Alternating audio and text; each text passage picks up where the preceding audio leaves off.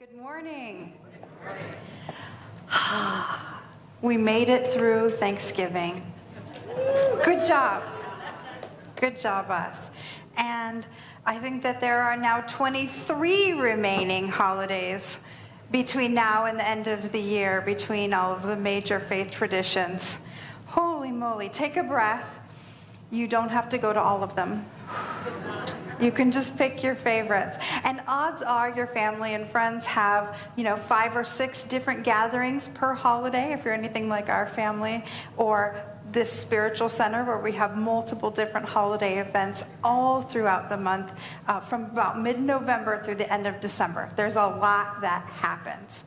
And if you're anything like me, you might be starting to feel just a little bit overwhelmed by the fullness of the calendar and the list of tasks that seems to pile up as we deepen into November and December. Anybody feeling that?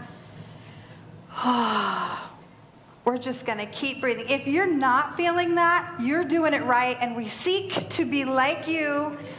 Please guide us in your wise ways. So today's message is titled what my affirmation is all through the holidays, year upon year, and that is, let Spirit do it. Let Spirit do it.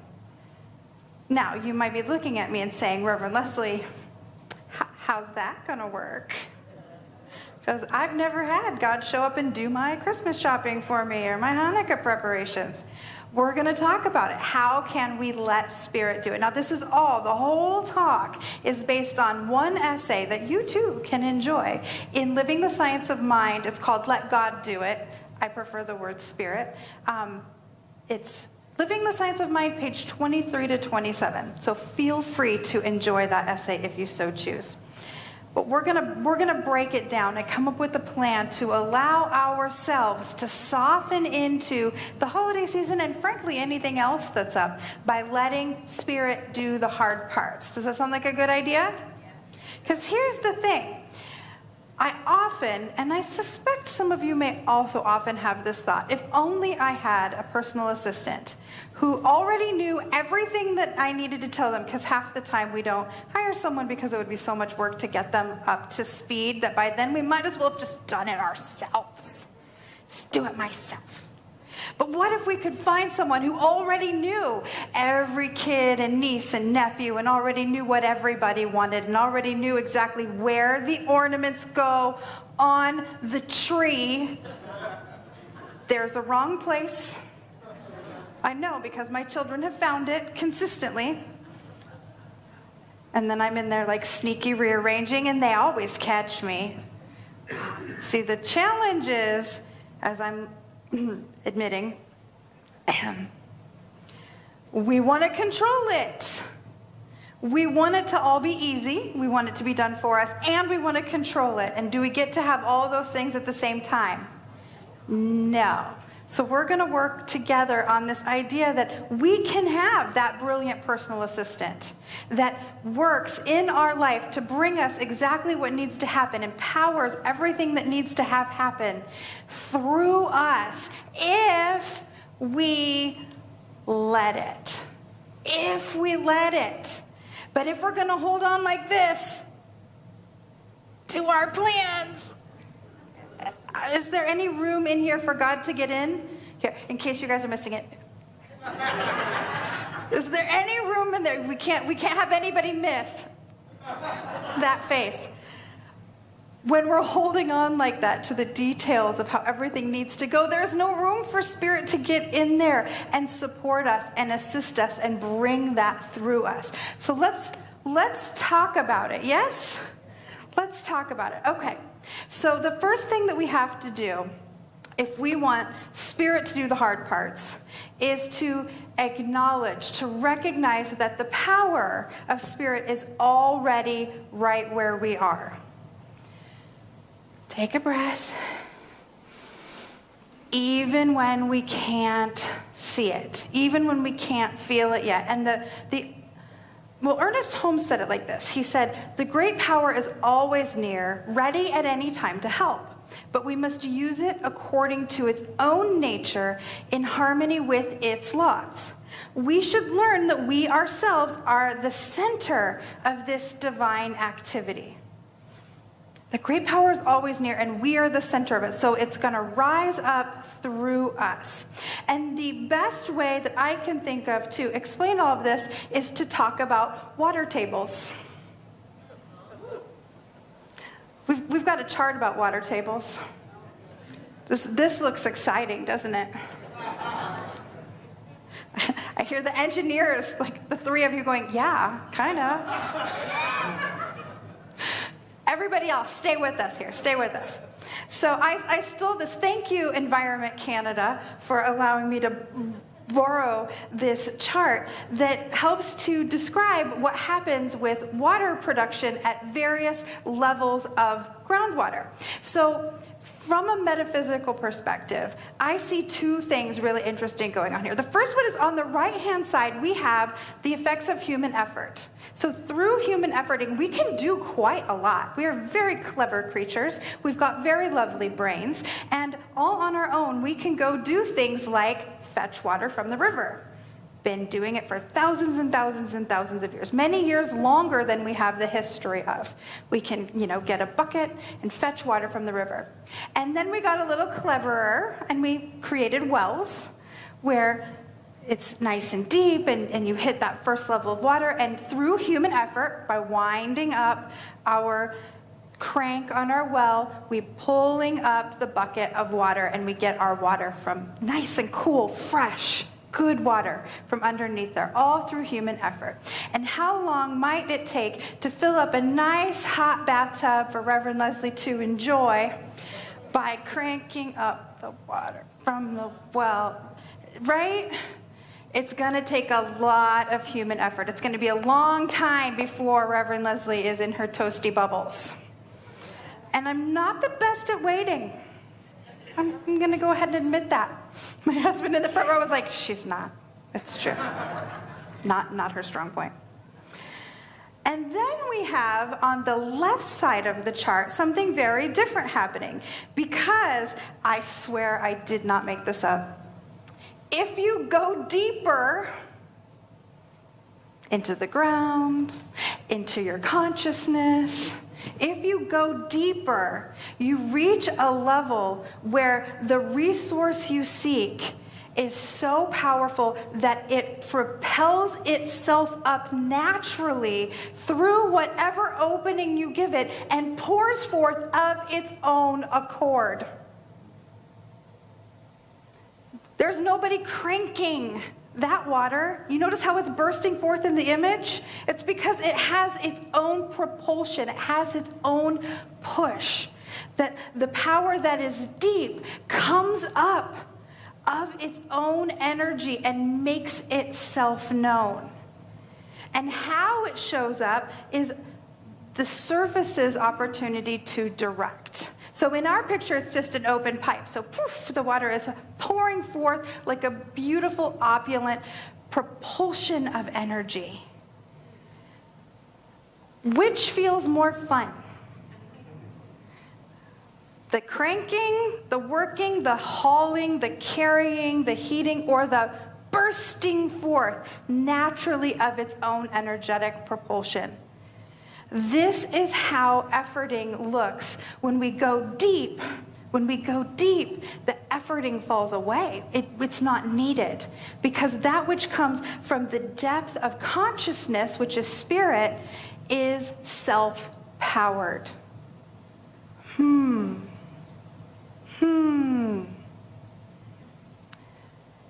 My friends out there who are still in the camp of manifestation is manipulation. There you are. There you are. Okay, coming close. Part of this step is to deepen into the idea that allowing spirit to work for us, which is what manifestation is, that it's not a manipulation of energy. It's an allowing of spirit to do what it wants to do anyway. We're not forcing it. In fact, we can't hold it back. It wants to create as us. Going back to Ernest Holmes' words where he said, the great power is always near, ready at any time to help. But we should learn that we ourselves are the center of that divine activity. We have to let it. We have to recognize the power is already here as us. But what if my fountain isn't flowing? What if I have a nice deep channel all the way down to wherever that spot was on the water table where it gets real full and it's supposed to be bursting forth, and I look at my fountain and my fountain is just dry. It's just nothing, dry. What should I check? What should I check? Well, here's the deal. Maybe the opening to our fountain looks like this. It's hard to get water through there. If there are twigs and leaves and an old bird's nest just kind of shoved in the opening. Anybody ever have a day where they suspect there's an old bird's nest shoved in their opening? Perhaps if you do not feel the energy of the one flowing through you, there's a chance we need to check what's going on there. So, oh my gosh, Reverend Lezli, what are these twigs and birds' nests, and what are you talking about? When we think about our teaching symbol, right? We have our nice round teaching symbol, and at the top we have the ideal, that consciousness that is pure. And in the bottom we have everything that we ever bring forth in our life, everything we manifest. The middle section is all the subjective. Fancy words, the subjective. But what's the subjective? Every memory we've ever had. Every story we ever told about why the lady looked at us weird in the line at Starbucks. Every TV show we ever watched. Things our parents said. Things our fourth grade teacher told us that we should be aware of in our life. Things that are true and things that are not true. Things that used to be true and aren't true anymore. And everything in between all lives in that middle section. And it is our work as spiritual beings to methodically go through that part of our brain, our consciousness, and pull out anything that doesn't fit for the good of our life. This is what we're doing in all of our spiritual classes. This is what we're doing in Practitioner 1 training right now. It's what we do in our daily substantial spiritual practice. We're pulling out anything that doesn't fit, so that when we call upon the energy of the universe to help us get through a busy week, a shopping list, staying calm in the presence of extended family, whatever it is that might feel like a challenge that day, that it's cleared out enough that the water can come through, that our consciousness is cleared out enough that the positive energy can come through us naturally and not be bumping into all these things in the way. Because, my friends, if spirit isn't showing up for us, one of two things is happening. Either it is showing up for us and we are blocking it through not having done our work, and so we can't feel the power as fully as we would otherwise, or it is showing up for us and we are not recognizing it and allowing it through. You notice what I didn't say? There wasn't an option where spirit just didn't show up for us. That's not the way it works. See, we here in Science of Mind and in New Thought, we share a philosophy about a spirit that can only show up, can only be a yes for that which we call forth. But we have to call it to feel its presence in our life. Now, we have this silly thing we do. I have the silly thing I do, and you might be joining me in the silly thing. And that is where, when it's ooey gooey, it's easy to feel spirit in that. When it's about feelings, or it's about relationships, or it's about vibes, it's really easy to know spirit in that, right? And then we get into the concrete stuff. And I hear this, really often on the inside of me and on the outside of me from y'all. And it's, well, that's all great and good until I have a shopping list. And when it gets really concrete, it's a little bit harder to trust, isn't it? It's a little bit harder to lean in. And so it's an invitation for us. The parts that feel less simple, the parts that feel less direct. What if we decided to go all the way in? What if we decided to play with this word science that's in our name, science of mind, and test it? To go all the way in, to allow Spirit to work through us, through these parts that we have a harder time trusting, and see what happens. Most of the interesting growth that I've experienced personally through Science of Mind has shown up beginning with me saying in probably kind of a snarky, snotty voice, fine, let's test it. Let's see if it works. I just tested tithing. If you've ever heard me talk about tithing, you know that it really, really worked for me, and I'm a bit obsessive about it. I just tested the releasing prayers and the fear to faith process, and if you've ever done a healing service with me, you know that it really, really worked for me, and now I'm rather obsessive about it. It turns out when we just test things and we go all the way in, we get to find out what really works for us. So that's one of the invitations in this message. Go all the way in. Decide, I'm going to pray before every fill in the blank. You know, we like to pray in a meeting. We open up our meeting with a prayer. We often will do a prayer if we think we're going to have a challenging conversation. What if we decided to pray in everything? Here I am, sitting in my car, ready to do grocery shopping. Infinite Spirit is right where I am, and I know that it is showing up as me in this shopping trip. It is showing up as everything that I need, ready, easy to find, not mysteriously rearranged. In the aisle, I think it's going to be on sale, and it's going to practically leap into my basket. There will be no lines, everyone's friendly, and I will spend less than I thought and get more than I needed. And so it is.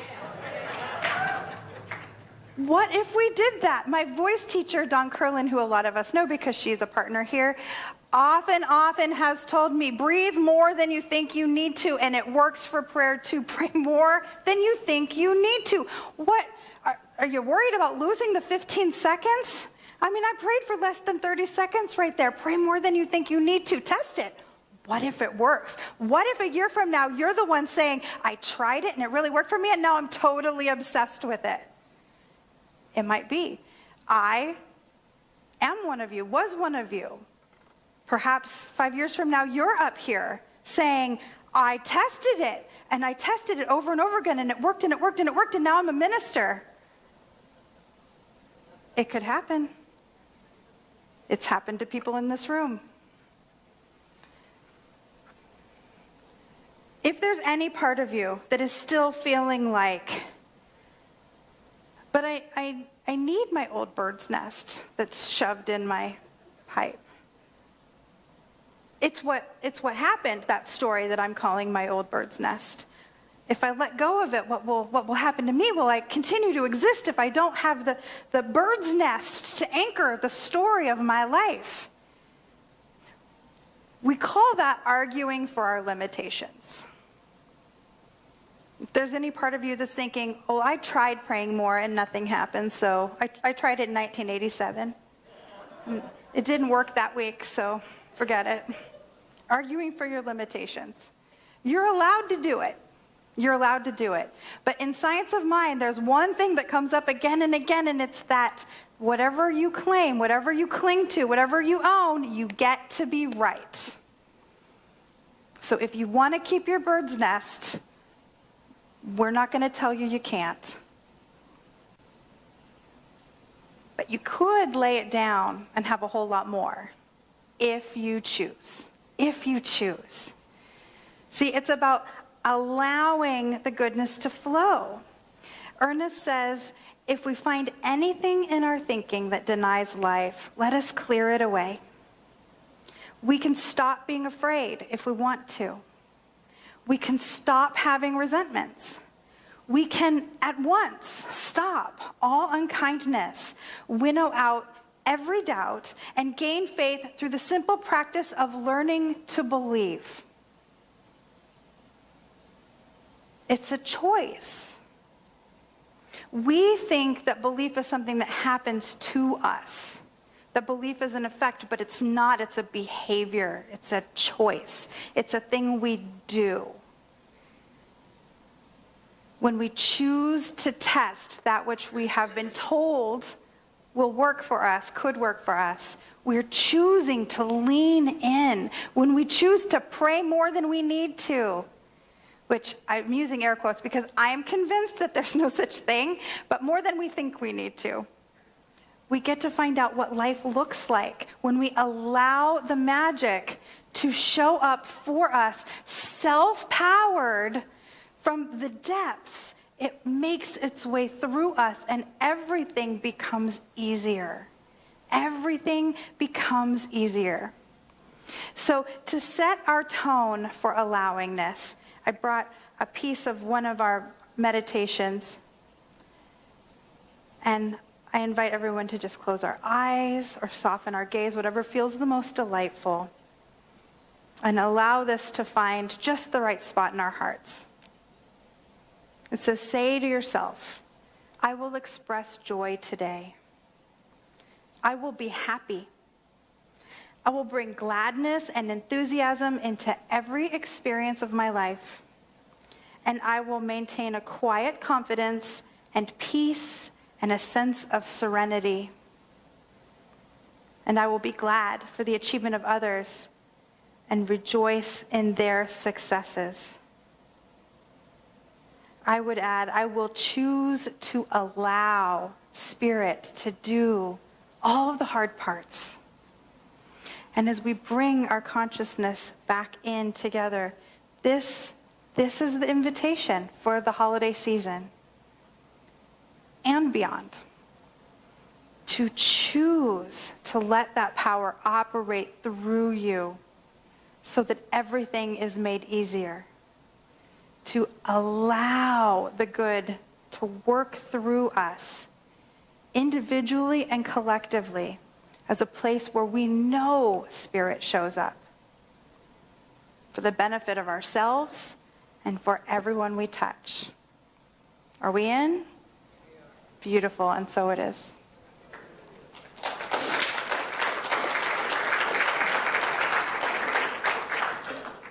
And so let us anchor that with some prayer. How good it is to know that there is one power, one presence, one life that we call Sweet Spirit. The one infinite reality that is active in, through, and as all life, as everyone and everything, as every unfoldment, as huge as mountains erupting and as tiny as my stocking stuffer list, and everything in between. What I know is that Spirit is present as everyone within the sound of my voice, as each one of us go about our lives, that there is this divine impetus working in and through and as everyone and everything to cause all to unfold for the very highest and best. And as we choose to let go of our need to control and direct every tiny thing, in comes that power and presence moving everything rightly, for divine right outcome, for the good of all beings. And so I know any cause, any concern, any desire that's on the heart of anyone within the sound of my voice, that it is already being worked upon by that power that says yes to the good, and yes to the peace, and yes to the happiness, and yes to the abundance for each one of us and for life as a whole. I'm so grateful to know this truth and to claim it together as we say, and so it is.